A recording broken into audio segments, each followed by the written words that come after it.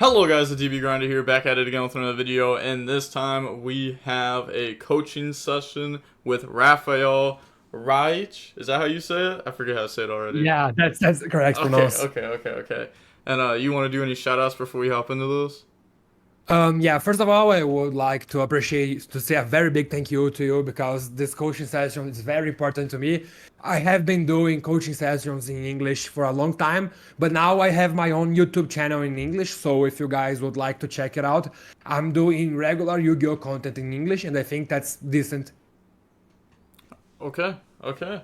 And I'll link that all down below. And I appreciate you for being here, and I guess we can just hop right in.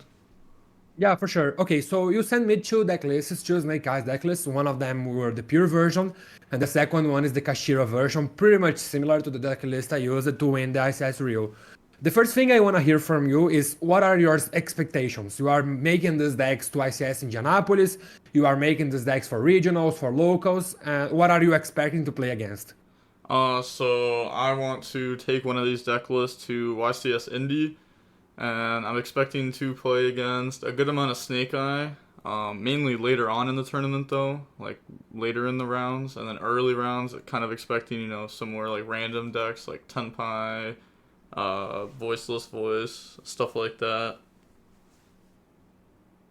Yeah, seems fair. ICS Indianapolis is a very huge tournament, and many of the best players of the world will be there. So if you want to perform well at the event, you need to have your deck prepared for the Snake Eyes matchup. Even though the Tenpai matchup has been growing up recently, many of the good players are not taking it seriously, because the players who are on Tenpai aren't usually that good. So we have here three ways to approach the Snake Eyes right now. We have the pure version, we have the Kashira version, and the Melodious version. You sent me the Kashira and the pure version. Have you tried the Melodious version? Yeah, I have tried the Melodious version, but I didn't like it. I felt like there were too many normal summons in it, and then also just like adding like the two extra bricks and taking up the extra deck space. I just didn't like it overall. Yeah, this is a fair approach. And then now what you have to do is decide between the pure version and the Kashira version, which one feels better for a long-term event. Because as says Indy, if we want to perform well, we have to make our deck the better as possible against the Snake Eyes matchup, but we can't gamble on other matchups because there are still plenty of Melodios, Tenpais, have plenty of those kind of decks that will be there. So we have to make our deck as good as possible for both of situations. What is your thought right now about both decks? Like, what do you think is better for the approach we are talking here? I think the Cashier cards are better than the pure build overall, but I have still been testing the pure build some. And I was also mainly testing the pure build just to get more of a grasp of what like Snake Eye Diabella Star does and how to use it more properly. So I was playing like just more of a pure build, but I still think the Kashtira build is a little bit better overall. Yeah, even though the Crossout Designator is a hell of card, I still don't think it's good enough as the Kashira cards are. Especially because the Kashira cards, they are like absolutely crazy against those low-level tier decks like Tenpai, for example, for Voiceless Voice. Those cards are hella to play against. So we can start and just talk about the pure version, and then we can like go quickly on the pure version, and then we go talking about the Kashira version with more details. So for the pure version, the first thing I have to ask you is why are you playing the second Relinquished Anima? Okay, so I was getting another coaching video, and he told me to add in a second anima, so that way you could like go in second while trying to make a push. Usually like make the one anima, and then it ends up getting stopped. You're trying to make SP with it, and then you get stopped. And then the second one is to make like Dark Charmer, or to make the SP in that scenario. So I was trying out the second anima in that build. Because the extract does have like a decent amount of space in it to fit something like that in. Yeah, that seems fair actually. I don't dislike the second anima that much. Like this extra deck, they have like two flex spots after the release of the Hope Harbinger lines with Snake Eyes Jabal Star, and the two flex spots here are the Redemption Anima and the Typhoon. I would suggest you to try the Pit Knight early. This card is not it's not like amazing card, it's not the best card out of this game, but this card has been very, very useful to me on my recent tests. And if you don't feel you are playing enough the second or linked anima, you could try the Bid Knight for summoned boards. But about your main deck decisions, I feel like your deck it's performing well against many of the matchups, but since you are choosing to play only 16 hand traps, I feel like we could get this a bit more diverse. For example, I feel like Ghost Ogre is a card that doesn't perform that well. Even though I feel like many of the players who are going for the Snake Eyes approach, they are going for the Snake Eyes Kashira right now, I still don't think the Ghost Ogre does enough to us to be this good. I also feel like that a second copy of Nibiru could be better, and the Snake Eyes Pure version, that's this thing. The thing here is, you don't need to play a more number of cards, like 43, 44 cards, like the other versions are trying to play.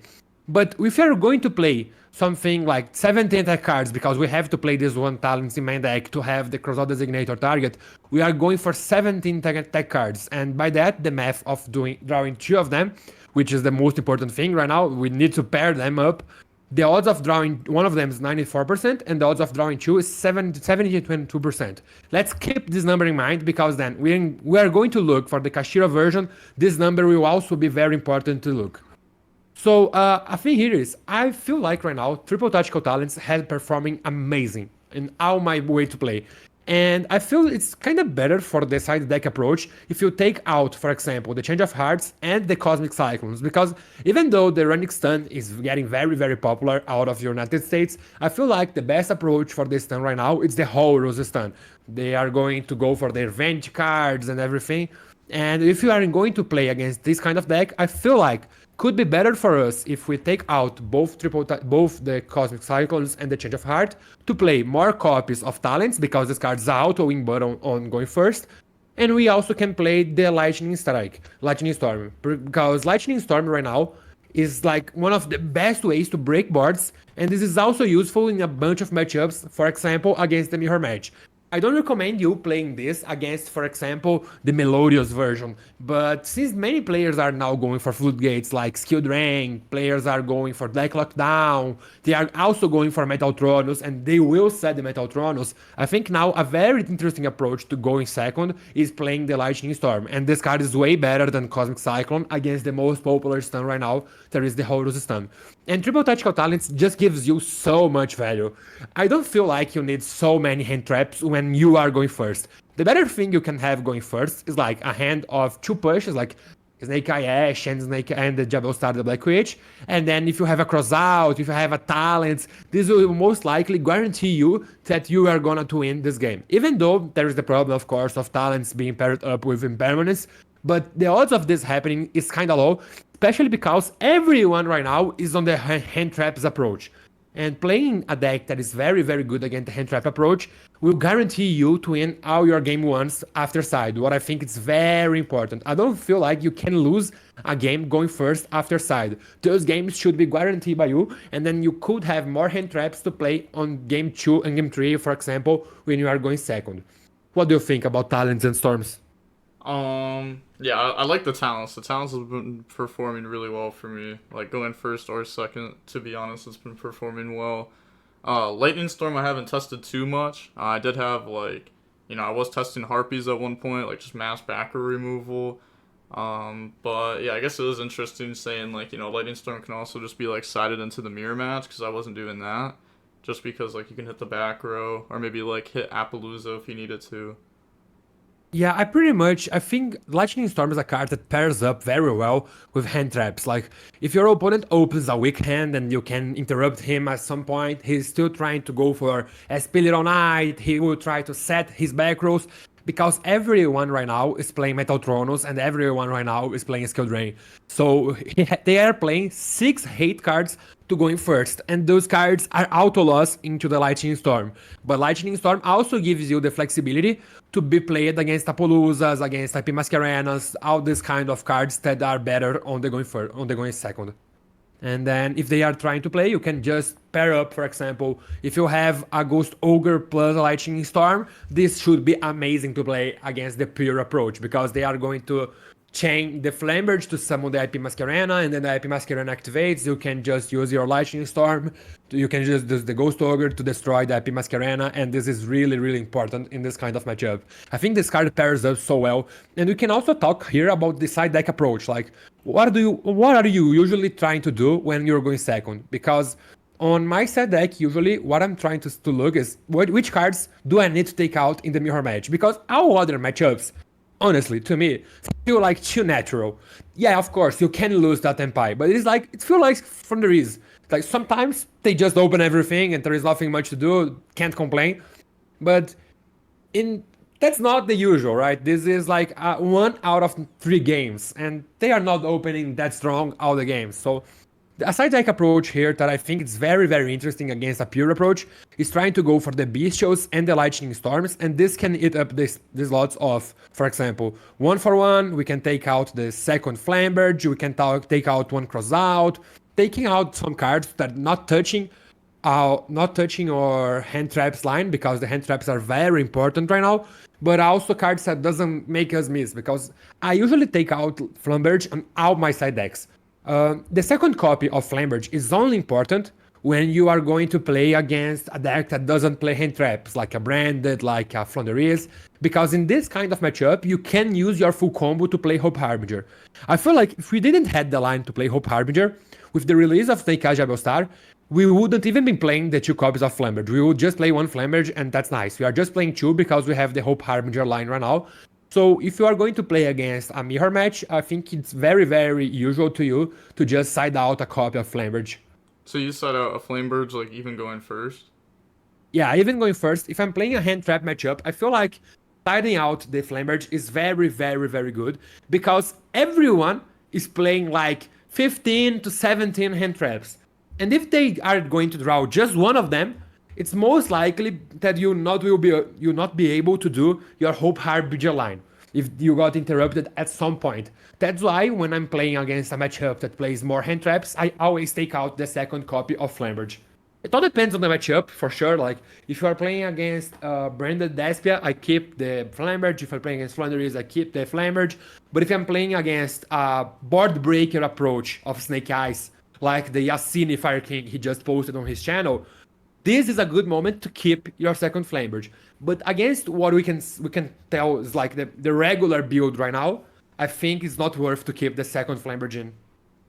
Okay, that's interesting, because I've been siding that card out like when I go second, but I've always been keeping it in going first. But I guess it makes sense to side it out, just because you're going to get hand trapped and you're never going to full combo.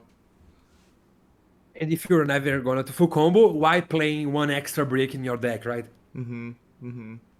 So this 4 cards, 1-for-1, Talents, Crossout Designator, and Flamberge feels like the perfect changes for Bestials and for Lightning Stormers for the pure matchup. And you can also try to go for the Metaltronus, but I have to tell you, how good Metaltronus has been for you? Metaltronus has been decently good. It's a card I want more testing with for sure. But it's been pretty decent, especially when like you pair it with other hand traps and then they just get down to like Flamberge, IP, and then you try to Metaltronus them on IP. Like, that's been pretty good. Yeah, that's fair. This is also very decent against Flanders, for example, all those kind of matchups. But to this being good against Flanders, another card that I recommend you to play right now, because Tempais are so hyped up right now, and I feel like we should play Fusho or the Lyre Lusk in our extra deck. Even though the second anima should come up, I don't feel it comes up enough like the Kinagashi Fusho or the Lyre Lusk do. Because, yeah, okay, sometimes in the mirror match it's important to have the linked anima, but still feels weird, because I don't even make the first one, right? The play you told me to go for the anima, to try to push something, it's highly dependent on your opponent messing up. And this kind of line just happens if you hand trap your opponent and then he messes up. These are 2 conditions that has to happen at the same time to be good enough. That's why I think we can just cut out the Relicted Anima and then we can go for Kikinagashi Fushu or for the Lyre Lusk. Even though the Lyre Lusk right now, I think it's better right now to play the Lyre Lusk, because when we are playing against a Tempai Dragon, we are trying to set up our full combo. And they are most likely trying to interrupt to you. And to interrupt you, especially playing the cross-out list, they have to interrupt you with like 2 to 3 hand traps. And if you still can get the Lyra Lusk or the Kikinagashi Fushu, if they have the Santa Claus, they use it 2 hand traps and a Santa Claus, keeping themselves with 3 cards in hand. If you go for the Lyra Lusk and use the Lyra Lusk in draw phase, for example, they are going to have Droplet pitching another card of his hand. Then he will have just 2 more cards because they hand trapped you twice and then they used the Droplet sending a card from hand. So they are left with 2 cards. And those 2 cards, unless they are like Field Spell plus Pydra, they are very weak for single interactions like Impermanence, like Effect Veiler, like Ghost Ogre, for example. And this is very important. If you make them weak against hand traps, you are most likely supposed to win because you are playing so many hand traps that should be better for you having them and making your opponent weak. The Kikinagashi Fushu, if they Santa Claus you, they still in 3 cards in hand. So it's and they can also go for Prosperity, trying to dig into the Santa Claus, things like that are way more possible to happen than they just like hard draw Droplet. So that's why I feel right now it's a Lyra Lusk. What do you think? Yeah, I think that's fine. I don't know. The rank ones have been like kind of weird for me against that deck because I feel like whenever I actually get the combo, like I feel like I win a majority of those games. I wasn't sure if it was like actually worth the extra deck spot. So I don't know. It feels a little bit weird to have the rank ones. Do you think they're like that good against Tenpai? How often do you think you actually like are making them? I feel like okay, so we are talking about an extra deck that are a lot of cards that we are like we don't really need them. We have like 2 flex spots that can be anything we need. Can be the Lyra Lusk, can be the second Anima, can be Pit Knight, can be Typhoon. I feel like the Lyra Lusk is only one of the cards that won you games that we were not supposed to win. Especially, for example, games where the Tenpai has Shifter plus Impermanence, this kind of situations they happen like more than it should, but they are still realistic things to happen. And this will be the card that will win you games that you were not supposed to win. Like the Relinquished Anima, the second copy, for example, I feel like that's gonna win you games that you were like most likely supposed to win already. But the Lyra Lusk will rob you some games. That's why I think it's important because it's the kind of we are not talking here about a slim extra deck where we need all the cards and then we are making concessions to play the Nightingale.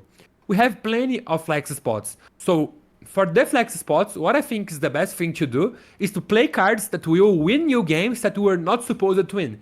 And Typhoon is also a card like that. Like there are some games where you just try to play into your opponent board and then you Typhoon and end out with their resources. And I think that's the most important thing right now. That's why I think the Typhoon and Lyra Lusk, they pair well on this kind of situations in games where like you were not supposed to win and you are still taking them.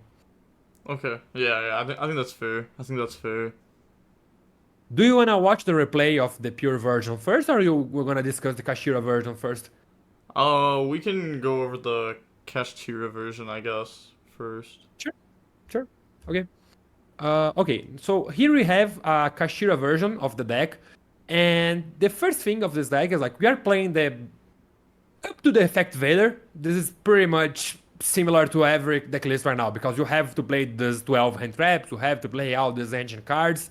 But right now, I don't know how this is going for the United States, but I feel like there is been a case of Draw and Lock Bird being way more popular right now. How do you feel this is going for the United States? Is this also true for the United States? For YCS Indy Metacall? No, I don't think Drill's gonna be too popular. Okay, that's cool. Because if you ever feel that draw is gonna be popular, a thing you can do that doesn't take out many of your good plays is you can take out the planet, for example, and the terraforming to play more heavy Kashira monsters. Like you can play like triple unicorn, double Fenrir, things like that. That could be better against Draw Lock Bird because terraforming is very weak. All the Kashira cards they are kind of weak for Draw Lock Bird, but it's better to draw the monster instead of the field spell if you are trying to play around draw. But if that's not the case, that's fair. We can keep the terraforming. This card gives you flexibility. This is amazing because you can also get into your Divine Temple. But still, Draw and Lock Bird is a card that I would consider it a lot because if everyone is on the Kashira version, and this is what we are seeing right now, by the French national. On the French national, like every Snake Eyes players playing the Kashira or the Melodious version, and they are very, very weak for the Drawing Lock Bird. So this would be a card that I would take in consideration. The first thing I have to say, besides that, okay, so we're passing through the Kashira cards. I think it's not worth to play the Bestials on this deck because they conflict up so badly with the Kashira cards. I feel like it's not worth to play them on the side deck. We can like just change them from anything else and that should be fine. Okay, I felt like a lot of the time, like certain matchups, like I'm taking out some of the cash cards, and then I'm putting in stuff like Bestials, so like it conflicts less. And then also like I don't know, it's just like more respect for like voiceless, branded and stuff. I still think we can respect this kind of stuff, but we can try in a different approach. For example, if we are playing the Ghost Bell in your side deck, that's a card that do basically the same, they trying to respect everything, I think we can just change them for the Psyframe package. Because even though Driver sucks, the Psyframe package, they kinda negates the same kind of cards that Ghost Bell would negate. For example, Ghost Bell could negate the Voiceless Voice plays. Then you can just, for example, delta the Continuous spell. You can just delta the Preparation of Heights. If now you can use a Bestial to play against the branded matchup, you can just try to delta or gamma their branded cards and pair up with more hand traps. I feel it's better right now to play the Psyframe package because they do better on this kind of matchups. And still, besides that, I don't feel right now Triple Tactical Talents being a good main deck card. I feel like the Fury here. I'm gonna tell you why I think you are playing Triple Tactical Talents, and you tell me if I'm correct or not. You are playing Triple Tactical Talents because this deck... Sorry, I'm changing it for the wrong deck. You are playing the Triple Tactical Talents because you feel like the lack of Crossout Designator, which the Kashira version has no way to play the Crossout Designator, makes you weak into hand traps. And then you are trying to play Triple Tactical Talents because since you can't play Crossout because it doesn't fit on this deck, this is the second best option to play well against hand traps, and is also playing well into boards. That's correct? Yeah. I feel like it works well in this deck. Like also going second, especially because you have like the cash cards to try to lead off, and that can work well with talents too. But in this situation, wouldn't it be better? Let's pretend you open it like Kashira, any hand trap, a Kashira card, and a Triple Tactical Talents. Wouldn't it be better in this case if you had a second hand trap instead of talents, because then the Kashira cards would apply way more pressure on your opponent because he's gonna try to play. You're gonna definitely to interrupt him because in many of cases 2 hand traps are enough to interrupt him. And then you have your Kashira cards to put up way more pressure. And with that being said, you are playing 14 hand traps. If we change the Triple Tactical Talents for 3 more, we have 17 in your 43 cards, or 41 cards deck also playing 17. Your 43 cards playing, it's go down in like 4%. But this 4% of going down and drawing 2 hand traps is also gonna make you draw some Kashira cards that are very, very good pressure when going second. So you are making an exchange here, like you are drawing way less powerful cards in going second, but you are going to draw the Kashira cards that are way better into simplified game states than the Crossout Designator. That's why I feel like we need to play right now, because, okay, if we're not playing 17, we are playing 14, and this is 53%. I feel like this is so low, and the Triple Tactical Talents, even though it's an amazing card against hand traps, I feel like we were not supposed to be as scared to hand traps. Even though, yeah, of course, if we open Snake Eye Ash and Jabel Star, and our opponent has like impermanence, we lost the game, and this is bad, everything. But the Triple Tactical Talents, and especially in this deck, isn't that good, because since we are playing the Kashira cards, we are supposed to have way more pressure into our opponent boards. The hand trap wars is not that good when we are playing with the Kashira cards. It's better for us to have the Kashira cards to have, for example, the Triple Tactical Talents in this case. So that's why I feel like we can just take out the take control cards, because everyone is playing around them right now. And this is a situation that is just happening because of Metaltronos. Like, since Metaltronos is getting way more popular, the people are trying to make different ways to board, different approaches to board, and this makes the take cards not that good. And also, Talents is not bad. Like, Talents against Tempai, for example, it's amazing.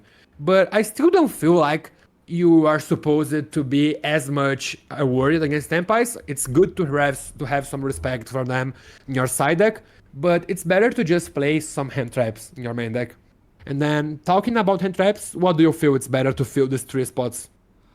To be honest, I'm not 100% sure because, like, I don't know. It seems weird. Like, I feel like the early rounds you are going to play against like a lot of different stuff. I know in the later rounds Nib is gonna be way better than Ogre will be. So like it probably is just like maybe like Ogre Nib like that. Yeah, yeah, I agree, actually. I think playing like three Ghost Ogres and Chunibiru shouldn't backfire you because even though the Nibiru kinda gets the same problem as the Bestial cards with the Kashira problem, if you are going to Nibiru your opponent, you are most likely to draw Nibiru plus another hand trap, and this is most likely supposed to end with your opponent turn. And then if you feel like the situation is bad, you just summon the token attack position, crash for Nibiru, you can go for the Unicorn that the Kashira plays. And even if that's not the case, you can just like hold Nibiru. If you feel your opponent board is weak, you just hold your Nibiru and try to play to OTK your opponent. There is a lot of scenarios that this is possible. And another scenario of this kind is that Spiloro Knight, where you can free up your zones. This happened to me like 100 times. I was playing with the Kashira cards, I had to Nibiru my opponent, and just because I like Valor plus Nibiru my opponent, this was enough to end with his turn. And then he didn't have enough pressure because I was like going for normal summon Snake Eye Ash, but they impermanence me here. I go for Hita, Hita plays the token attack position, I can crash Hita to get Poplar. All those kind of situations where just because I had Nibiru plus anything else, I didn't even need to play the Kashira cards. And if I need them, I can just like crash Nibiru and it should be fine. Mhm. So yeah, I feel like two Nibirus and three Ogres is something like the correct way because Nibiru by itself is bad right now. Like even against the Kashira version, some lines of the Kashira, especially the new one card Snake Eye Ash line, trying to go for Apollousa and IP Masquerena, it's very weak against Nibiru. But if the players are not playing with that disrespect to Nibiru, the card doesn't perform well by itself. So it's better to pair it up with like Nibiru plus Valor, Nibiru plus Ghost Ogre, and that's why you will play the two copies. And this also frees up some spaces in your side deck that I feel like could be filled up with the Lightning Storms, like we discussed on the pure approach. What do you think about this? Yeah, yeah. I think it looks fine. I think it looks fine. Just trying to And look even over. though we kind of have problems here against, for example, Tempais, we have like a plenty of cards that we can side up against Tempais. We can just if we win game one and we don't know if Tempais are gonna make us going first or second, we just side the triple talents, we just side the triple skill drain. And what I'm doing on my side deck right now, I'm taking out both field spells, terraforming, the Flamberge. This is usually what I take out for mirror matches, for example, and going second, so I can play the Psyframe package. But this also makes you able to side out some of the engine cards that are not as good. For example, you need to take out Nibiru's against the Tenpai matchup, and this makes you into 6 cards to side out and 6 cards to side in, right? Yeah, yeah. This feels like correct. Also, another thing, I always side out the terraforming. I don't know, it's like not mandatory, but I feel it's so weird. And draw is a card that's getting up, especially in side decks. So I feel it's so risky to skip playing terraforming. And it's also a very bad card against deck lockdown, for example. I try to don't make my deck as bad as possible against the side deck cards, and the deck lockdown card is a very popular one besides the skill drain. But if you feel like everyone is going for the skill drain, you can just, for example, try to keep the planet cards because the Kashira cards are amazing into skill drain. What my problem right now with the skill drain is that like I feel like my opponent is starting, for example, with Snake Eye Ash and Jabal Star. I'm interrupting him with like 2 hand traps, and then they flip skill drain. We go for a weird bit down game. We are just like summon a big monster, attack with big monster, and this is very weird, especially when you get your opponent out of resources. Like This is keeping being happening to me a lot, because if they don't have another Snake Eye card, for example, another Jabal Star, for example, you are gonna summon big monsters. You are gonna be able to summon your Flamberge. If you have your field spell, for example, this is terrible for your opponent because all your monsters are gonna be like big monsters. And this is why I feel like the card right now is very weird. So I would consider changing it for deck lockdown. But it's also possible to play Skill Drain. And I feel like the Skill Drain right now is better on the Kashira version because you have more big beat sticks than it actually is on the pure version. Yeah, Also I has agree with that. and also they both have the problem that they are weak against the board breakers like Lightning Storm, like Cosmic Cyclone. So yeah, I feel like this is pretty much solid. The extra deck, the only thing I could discuss is about cutting the cutting the Pit Knight. I don't know why I just took out of your extra deck. Okay. But I feel like Pit Knight is decent, but it's not amazing card. Like it feels possible to me. If you feel like, for example, the Typhoon is overperforming, it might be worth to you to just like take out the Typhoon, the Pit Knight to play the Typhoon. But with the because with the Kashira cards, in some of the end boards that people usually go for Pit Knight, you can just pass with like a random Snake Eye Ash and Unicorn on field, because this will give you the Unicorn effect to try to dig into your opponent extra deck and try to banish the Princess, for example, to don't get OTK. But you can also have the Birth interaction. The Birth has been very good, especially taking out the level 1s out of your opponent graveyard. So Yeah. if you feel like the Typhoon are overperforming or you are needing the Typhoon, I feel like it's perfectly possible to take out the Pit Knight to play Typhoon. Okay. Yeah, the Pit Knight is like the flex spot in the extra deck really at this point. Yeah, it's not saying the card is bad, but like people are doing Pit Knight like all times, and I don't think this is actually correct. Like in some cases, it's better for us to just pass with Unicorn on field, because Unicorn will look at your opponent's extra deck. But Birth will be a live interaction, and this is very problematic for opponents to play against. Yeah, I Well, agree. I agree. and even though our odds of drawing hand traps here are not that low, we are like 3% low between the pure version. But here we have the Kashira cards that are way more aggressive than the Crossout Designator package. So I feel like it's a fair change to do. And we go slightly up on our count cards because we are playing so many bricks. Like we are playing Double Flamberge, we are playing the Snake Eye Jabal Star, we are playing the Kashira Birth. So it's fair to go up some kind of cards. Yeah, I agree. I do think the deck should be a little over 40 with all the bricks. Yeah, okay, so can we go for the replays? Yeah. Okay, so this is the first replay. We are playing against Harold Brady. He won the rock, paper, scissors. And we opened Jabal Star, Mourner, Ogre, and Snake Eyes. Okay, let's. He starts with Refrain. Okay, sadly, this is not a permanent invader because in many of cases, if you just interrupt the normal summon Refrain, they are like very much cooked. But at this point, they are adding the couple. We don't know if that's Melodious or the pure version, so we need to wait. They are using couple here, and then since they summoned Arya, we now know it's the pure version. It's weird because we cannot target any cards right now with the Ghost Mourner. This hard draw Arya ended up like making our Mourner so bad. But still, they are going to use the couple. I think we have to. Oh, they are. Yeah. Well, this also took out the value we could have of our Ogre. Everything is working terrible against us right now, but let's see what's gonna happen. They are going for Baka and for the both Pendulum monsters. That's fair. There is nothing much else to do. We just watch him playing right now. They are gonna scout them up. He's going to use the Soprano. They are going to use the Soprano effect to fusion right now because they don't have any Melodies on the graveyard. And since they have to use the Soprano as a material for the card, it's interesting. It's interesting. But the problem here is, since the Soprano is not a hard-on per turn effect to fusion, the only hard-on per turn effect is to add from graveyard, I don't feel like we are supposed to Ghost Ogre here, because this will make us very weak if they just like go for the Link 2, And then summon back Soprano, Soprano gets one back, and they just fusion again. This seems bad for us. That's Yeah. why I feel like it's supposed to, even though, okay, we can ogre here because they are trying to go for vortex plays, but I still think we might just like hold our interactions and try to interact with the vortex, for example, maybe.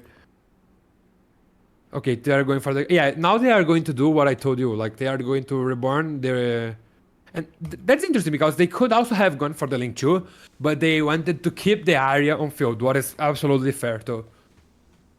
And then they are going to summon back to draw a new card with the, oh, yeah, they put back the Basha, and then now they are going to fusion to summon Schuberta and pass. Yeah, things ended up working well for us because he didn't want to go for the Link 2 line. What I think was a misplay on his part, by the way, because I feel like he was like so trying to keep the area on field. He was like so focused on don't take Arya out of field that he ended up needing to take out Arya from the field. So now our Ghost Ogre paid off, but I think paid off mostly because our opponent did a misplay right now, right here. Yeah, yeah, I think so too. Because they could have Well, just got Arya back anyways and pendulumed it out if yep, they went for Link 2. yep.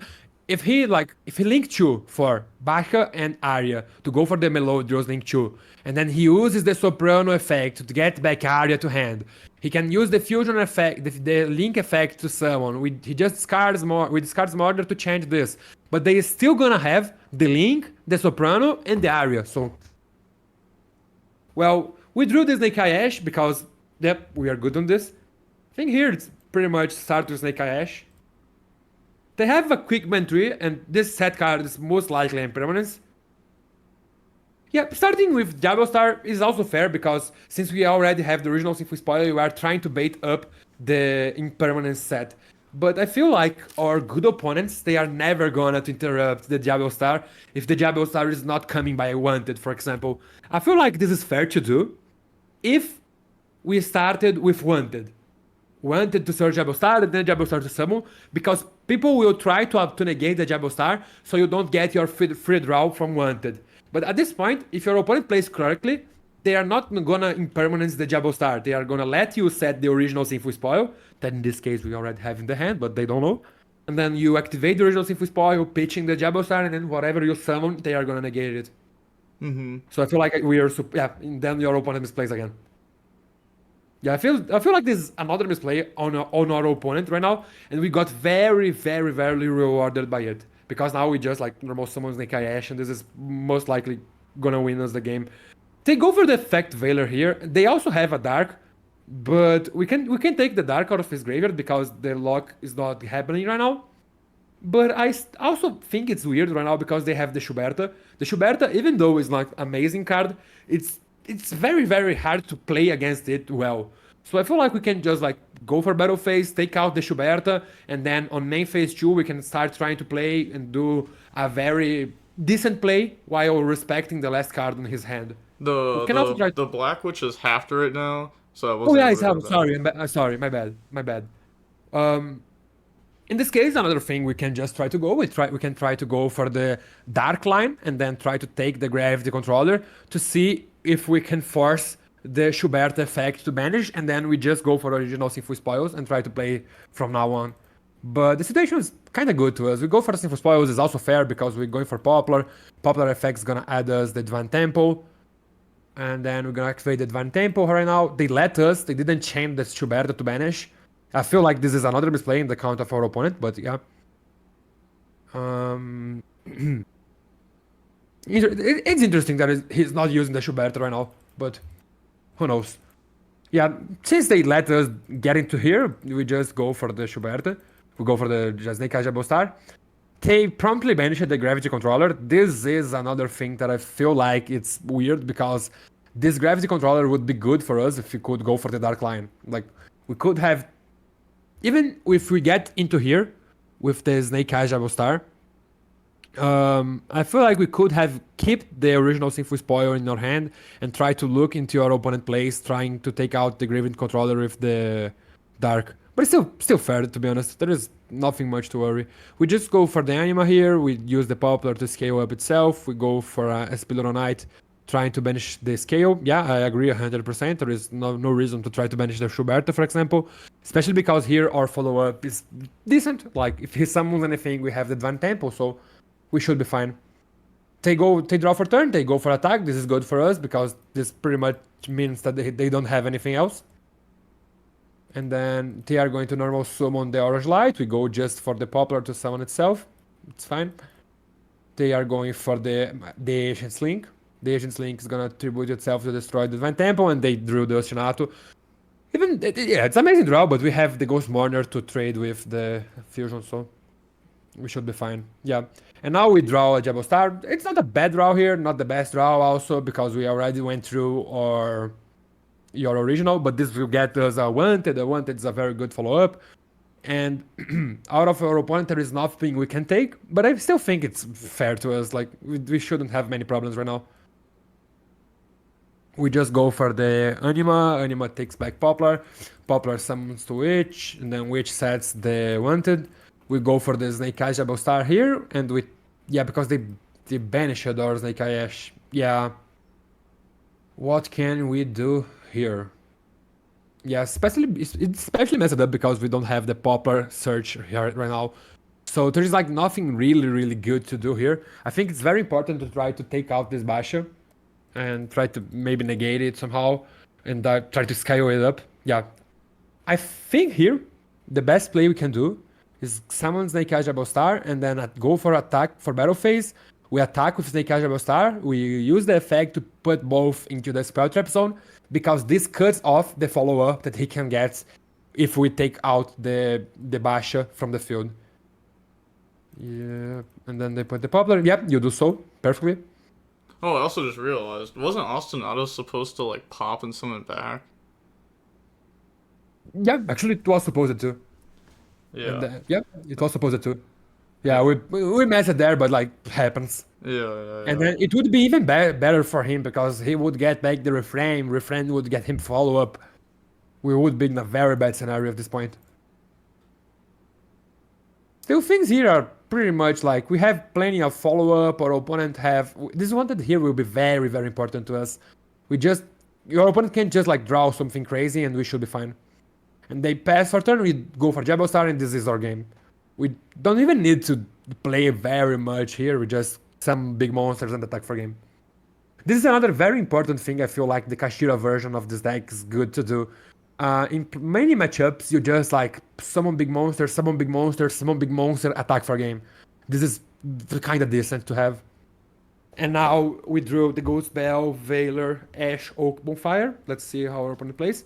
Yeah, Ostinato, we do Bell and they Orange Light us, but that's decent. We take out a Sonata and an Extender, so it's fair. They go for the Fusion Summon of Baka, and I think we have to interrupt here. Yeah, agreed.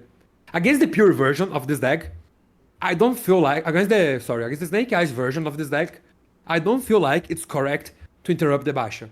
Because since they are just using refrains and couplet, I feel like it's better to let him fusion the two refrains, summon Baka, let him summon the refrain, and then you just effect Veiler the refrain. I think it's better. But against the pure version, I feel like it's better to you to interrupt the Basha, because they are gonna summon Arya, and Arya is a piece in the ass to play against. Mm-hmm. They are gonna make Soprano gets back refrain, they normal summon refrain, go for couplet. And at this point, we kinda just watch him play. I don't feel like your hand traps here were incorrect. I feel like I think I just also messed up again because the couplet couldn't search because he had gravity controller. Oh yeah. Yeah. That's also true. That's also true. Yeah, gravity controller is not a Melodious monster. It's important to keep a look on this. But this is the kind of thing that happens once to you, and then after this you realize this, and this is never gonna happen again to you. Yeah. And I feel like it's also important to get a good testing on the Melodious Pure version, because I feel like some of the good United States players are trying to play the Melodious Diva strategy.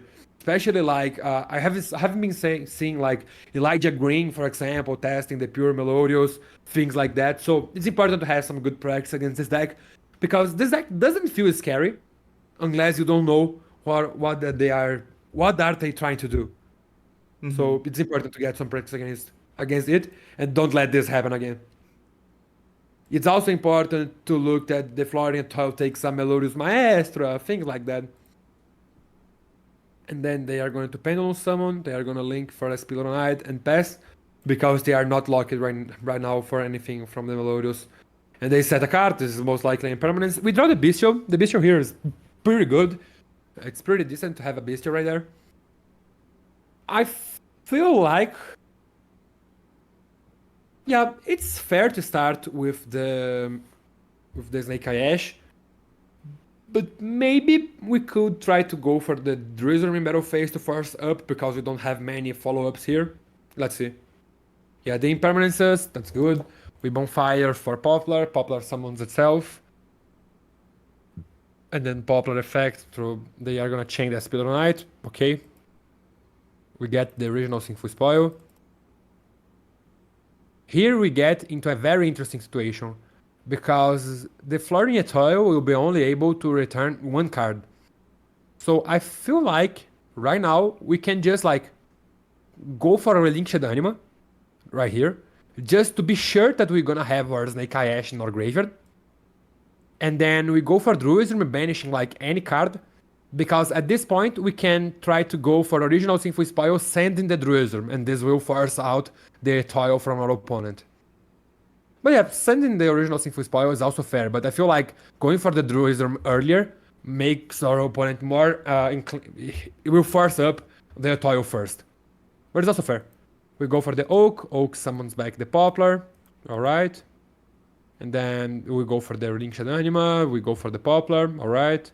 They're going to use the toil here to bounce the Oak. And then we go for the Druism, and Druism taking out here, we go for battle phase.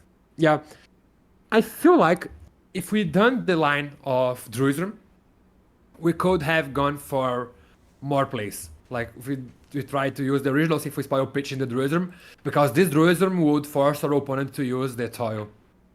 Especially Yeah. because we could like just summon the Druism and ask for. We have Anima and Druism at this point, and we ask for our opponent for interactions. They could be scared of Spilronite and they just force the use of the toil there to don't take the Spilronite. If they force the toil right there, better for us. If they don't, we just original pitching the Druism. Mm-hmm. Well, we're gonna for attack, we're gonna use the Spilronite on Couple and finish the Druism. Yeah, I think that's correct. And then they just get this back. This is interesting. Yeah, we're gonna go for. They're going for battle phase, and now they just have the banish and the quick. Yeah, since here like we are not supposed to get OTK'd here. We have Oak, we have original Sinful Spoils. I feel like the things are very decent right now. I think we start with. Yeah, I agree. We start with Oak 100%. Go for Oak and then we ate this Spilronite, this Scarlet Grave, but we still can go for like Oak here. Yeah. Yeah, we go for the Oak, pitching itself plus Poplar, summons Flamberge, and then they are going to.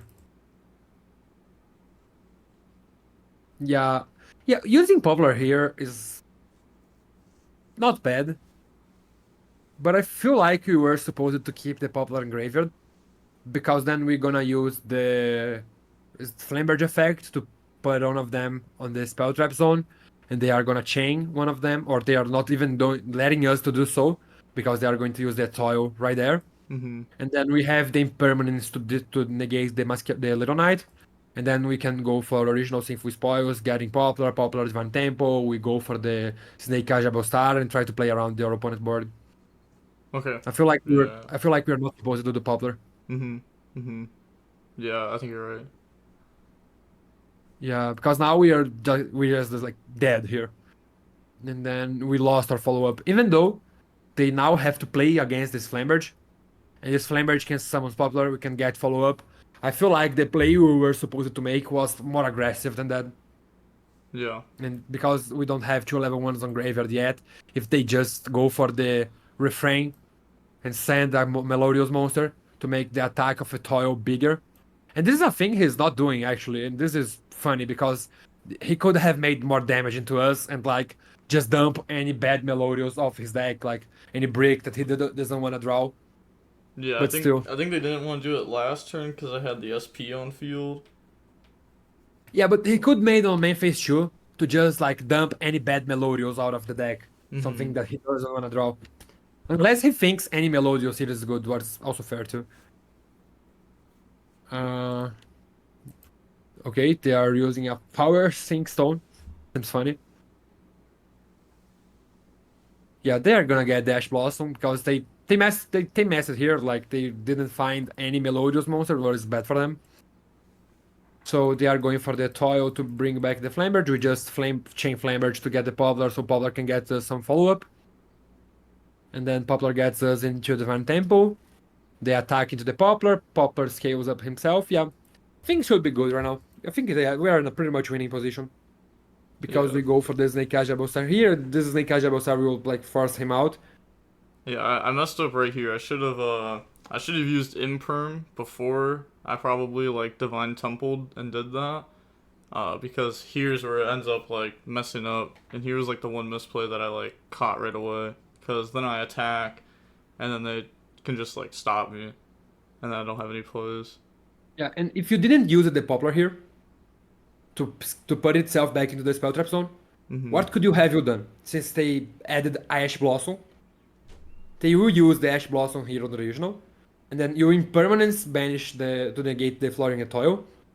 You go for the Snake Eyes Jabal Star, pitching up, for example, the Poplar. Okay, that's good. The Poplar goes to the Spell Trap zone. Oak keeps in the graveyard, and then you go for battle phase. You attack over the Spilero Knight just to take out the Spilero Knight from the field. And then you can go for normal summon Ash Blossom to take out your opponent Ash Blossom from graveyard. And this can make you to grab a Oak effect send itself plus the Poplar, summon Snake Eye Ash search for Poplar, and you win the game. Yep. Yep. They are going for the Toil here to bounce the Snake Eye Jabal Star. Yeah, this is bad. It's funny because they are like not drawing good cards, but still. It's also funny because you went for the refrain, you used Dash Blossom, and they didn't chain the Spilero Knight to free up the space for first movement solo. Oh yeah, that's a misplay on their end for sure. Yeah, yeah, like your opponent gives you like many opportunities to win the game. I feel like you played well under your opponent misplays, but I think this last turn could have been done better to play since you know he had Ash Blossom, and Ash Blossom was the fire you needed to play. Yeah. And this Yeah. decision was all on your opponent battle phase because on main phase one he used Prosperity, he had the Dash Blossom to hand, and then you had to make a decision on putting the Poplar into the spell trap zone or not. I feel like that was I think he Pot of Prosperity in main phase two, and I didn't know about the Ash until I already like put the Poplar in the spell trap zone. let's just check really quickly. Okay. Where when was the Prosperity? Let me check right now. Yeah, a little bit before the 28th. Well, 27, yeah, 25. Let's check right now. If you're correct, yeah, you done well. So, but still, I feel like there's nothing a big reason to put the Poplar there. But yeah, no, they used it on my phase one. Yeah, They used the you main knew phase. Dash Blossom. Okay. Okay. Yeah, they used it on my phase one. So since you knew Dash Blossom, I feel like you could have predicted hit the play and try just like keep the Poplar graveyard so you can use your Snake Eyes Star. Yep. And Yep. here you draw an amazing hand, right? What a crazy hand. We go, yeah, this wanted should be in draw phase, but yeah. We go for one for Jabostar pitching the Snake Jabostar. Agreed. They impermanence us here, and then now we got for the original Sinful Spoil. Yeah, we go for Snake Ash. They failure us. We go for the wanted draw because we need something to play, and of course we draw the second Flamberge. This is terrible. Yeah, this is so terrible. And I feel like this is the result of the last game because we were not supposed to be playing this game. This was Yep. supposed to be a 2-0. 100%. And they go for the reframe. They are the could play. Yeah, it's weird here because they're going for the could play. We ghost ogre him, and then yeah, we lost this game. Yeah, I don't think there is even much more to watch in this game because they are just gonna cook us. Yeah. Yeah. I ended up scooping in like 2 seconds before they even did Yeah, anything more. Yeah, nothing much else to do. It's fair, and this is all because I think like on the game two, game two on the last battle phase your opponent had, you could just like see, okay, now he has Ash Blossom, that's a fire. I have the perfect way to force Dash Blossom, that is the original Sinful Spoil, and then I'm gonna need an extra fire in Graveyard. You ended up losing this game because you didn't have an extra fire.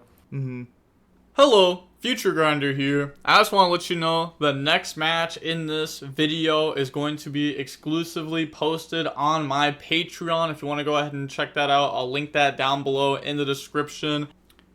And alright, back to the video. And do you have any questions, anything? No, not really. I guess one thing is like you took Bell out of the list like for the side frames, like the Bell and the Bastiles. Oh, like what are your thoughts on like Bell in the format overall?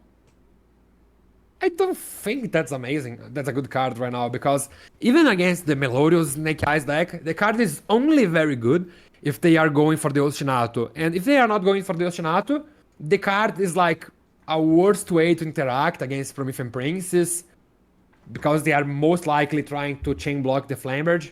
So it's not like the Ghost Bell is bad. I just think the Psyframes do everything the Ghost Bell do, but better. Because the Gamma is crazy, and if you draw the Gamma, you pretty much win the game all the times. Like, the game is where you draw Delta. Delta do the same as a Bell will do.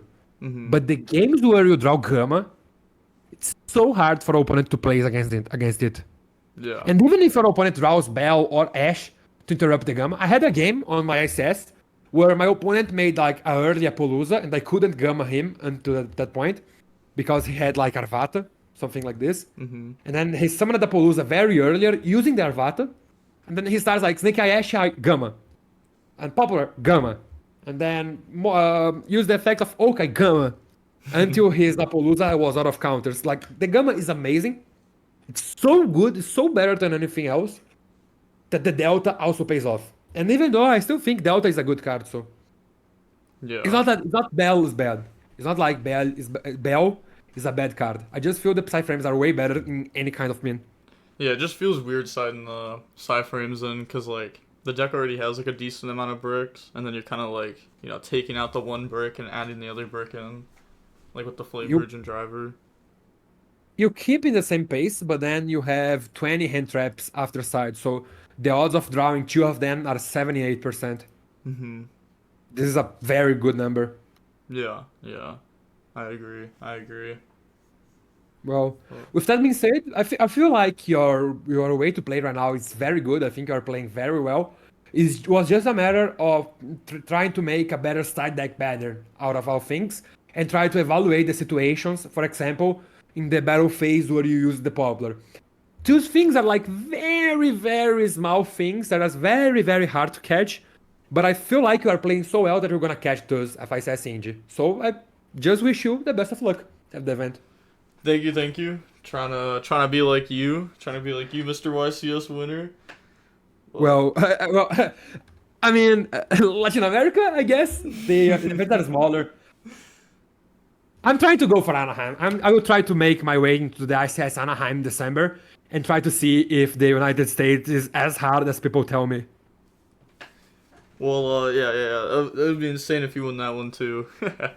Yeah, it would be crazy. 3 ICSs in a year would be crazy. Alright, I had to edit out the very end of the video there, but make sure to go ahead and check out his YouTube channel. He just made an English YouTube channel, so that way more people can watch him. I'll go ahead and link that down below in the description, so you can go ahead and check him out. And with all that being said, thank you to him for this coaching. It was nice and wonderful. And the DB Grinders signing off. Peace. Have a nice day. Stay safe.